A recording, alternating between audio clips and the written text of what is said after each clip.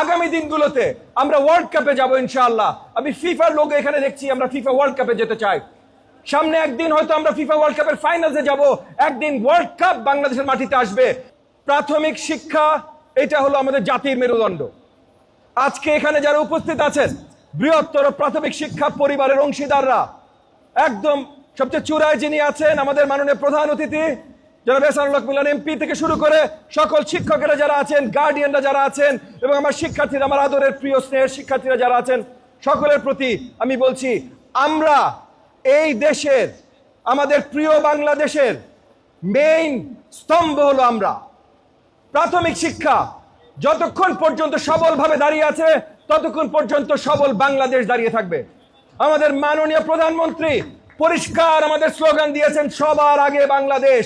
সবার আগে বাংলাদেশ শুধু আমার আপনার মনে সবার আগে বাংলাদেশ না, কিন্তু পুরো বিশ্বব্যাপী আমরা চাই সবার আগে বাংলাদেশ দাঁড়াক।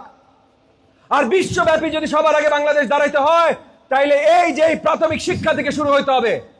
সেই জায়গা থেকে আমাদের প্রত্যেকটি শিক্ষার্থী, আপনাদের দিকে আমরা তাকিয়ে আছে।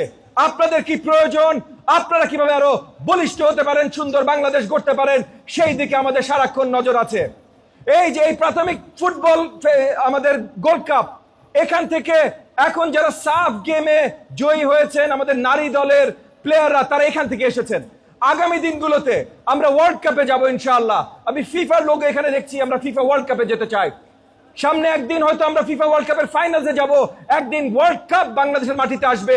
সেটার উৎপত্তি হবে এই প্রাথমিক গোল্ড কাপ টুর্নামেন্ট থেকে ইনশাআল্লাহ। আমি আমার বক্তব্য দীর্ঘায়িত করব না।